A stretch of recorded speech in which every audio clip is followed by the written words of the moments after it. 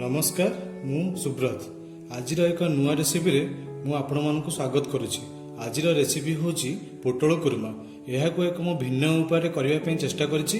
जदि आपन को यह भल लागे ताहले आपण लाइक शेयर सब्सक्राइब करबा को भूलिबे नहीं और पाखरे थिबा बेल आइकन को प्रेस करबा पई भूलिबे नहीं, जहा फल मु छाडुतबा नूतन वीडियो को सर्वप्रथम आपण देखि परिबे।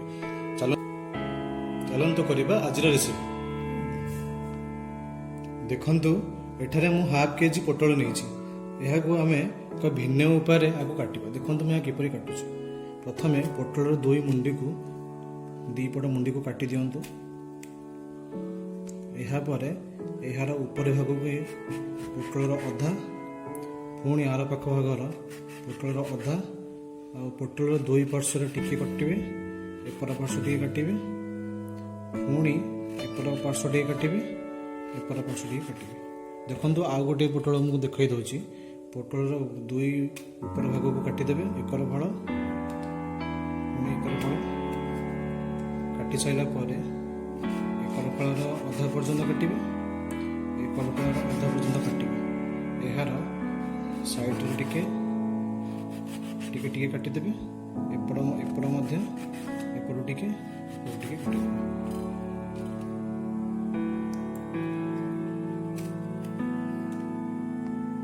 देखु मुझे यहीपरि भाव में सबू पोटल गुड़िक काटिदेली। यापर ए हाफ चामच लुण छिंची भल भाव टे गलाइब।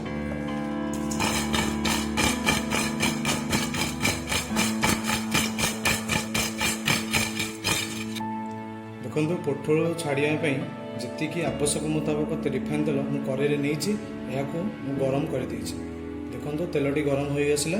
यापर आम पोटल गुड़ी छाणीद।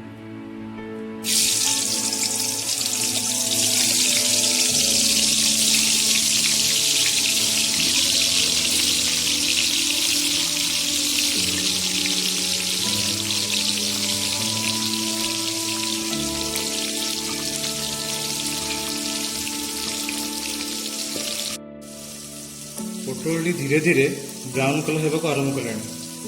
मझे मझे एपट सेपट को टे लेउटा देते कारण यह ना तेल लगे। पोटल आमर धीरे धीरे छाणी हो गला। यहाँ आम एक प्लेट को बाहर कर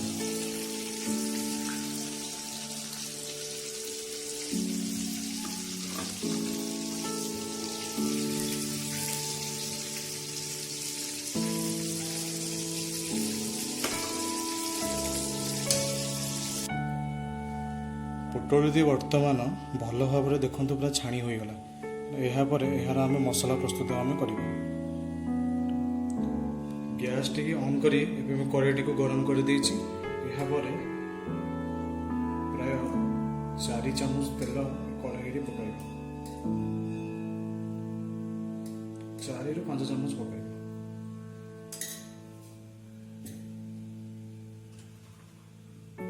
तेल टिके गरम हो गला पर किछि जीरा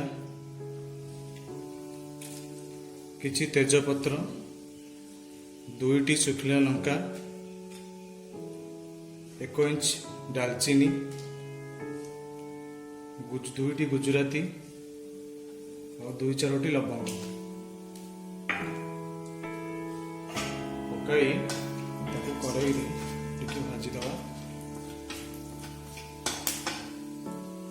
बेसी समय भाजवा नहीं। यापर 2टी बड़ पियाज को मु पूरा फाइन चॉप कर देछि। यापर आम कड़ाई पकाई दब।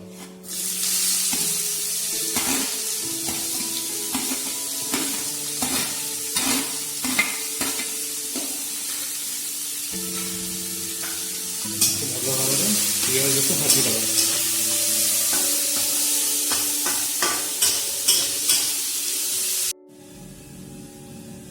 पियाजटी ए लाइट ब्राउन हो आसला। यह को आम संपूर्ण हवा पर्यंत संपूर्ण ब्राउन हवा पर्यंत आम ताको भल भाव में भाजा। पियाजटी एथर संपूर्ण भाव में भाजी हो गला। यापर मु पूर्वर गोटे बुदा रसुण और हाफ इंच अदा को पूर्वर मु बाटी रखीदेली। यार एक पेस्ट प्रस्तुत करी आम पकाई भल भाव में ପିଆଜ ସହିତ ଗୋଳାଇବା। ଗୋଳାଇ ଟିକେ ଅଳ୍ପ ଆମେ ୟା ମଧ୍ୟରେ ପାଣି ଦେବା, ଯାହାଫଳରେ ପିଆଜଟି ପାଣି ସହିତ ମିଳାଇଯିବ। ଏହାକୁ ଆମେ ଭଲ ଭାବରେ ମିଶାଇ ଦେବା। ଅଦା ରସୁଣ ପକାଇବାର ଠିକ୍ 1 ମିନିଟ୍ ପରେ ଆମେ 2ଟି ଟମାଟୋକୁ ତାକୁ ଗୁଣ୍ଡେଇ କରି କାଟି ଦେଇଥିଲି, ଏହାକୁ ଆମେ ପକାଇବା। ଯେମିତି ଟମାଟୋ ଆମେ ପକାଇବା, ଏହାପରେ ସ୍ୱାଦ ଅନୁଯାୟୀ ଲୁଣ,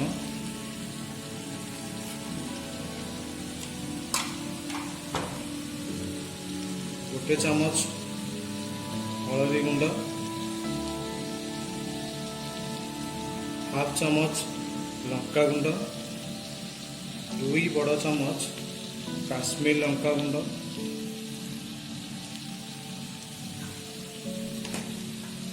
1 ଚାମଚ ଧନିଆ ଗୁଣ୍ଡ, 1 ରୁ 1.5 ଚାମଚ ଧନିଆ ଗୁଣ୍ଡ ଆମେ ପକାଇବେ। ଏହାପରେ କିଛି ମିଟ୍ ମସଲା 1 ଚାମଚ। ଏହାପରେ ଅଳ୍ପ ପାଣି ଦେବେ। ମସଲା ଗୁଡ଼ିକୁ ଭଲ ଭାବରେ ମିଶାଇ ଦେବେ। ମିଶାଇ ଦେଇ ଏହାକୁ ମିଡ଼ିୟମ୍ ଆଞ୍ଚରେ ପ୍ରାୟ 10 ମିନିଟ୍ ପର୍ଯ୍ୟନ୍ତ ଏହାକୁ ଭାଜିବେ। ମସଲାଟି ଏଥର ହେଇ ଆସିଲାଣି। ଏହାକୁ ଆମେ ପ୍ରାୟ ଆଉ 2 ମିନିଟ୍ ପର୍ଯ୍ୟନ୍ତ ଆମେ ଭାଜିବା। ମସଲାଟି ଏଥର ସମ୍ପୂର୍ଣ୍ଣ ଭାବରେ ହୋଇଗଲାଣି। ଏହାପରେ ଆମେ ଛାଣିଥିବା ପୋଟଳଟିକୁ ମସଲା ମଧ୍ୟରେ ପକାଇଦେବା। ଏହାପରେ ଆମେ ମସଲାଟିକୁ ପୋଟଳ ସହିତ ଭଲ ଭାବରେ ମିଶାଇ ଦେବା।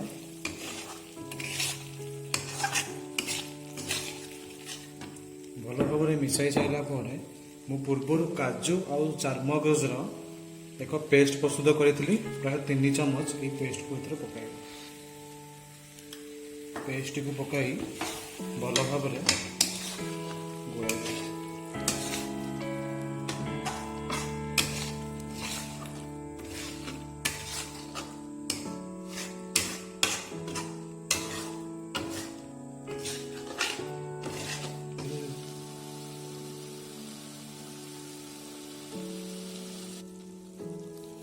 ଚାରମଗଜ କାଜୁର ବଟା ପକାଇ ସାରିଲା ପରେ ଏହାକୁ ପ୍ରାୟ 2 ମିନିଟ୍ ଭାଜିଛି।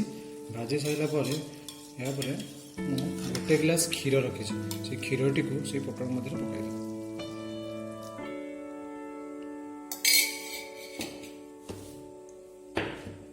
ପକାଇ ତାକୁ ଭଲ ଭାବରେ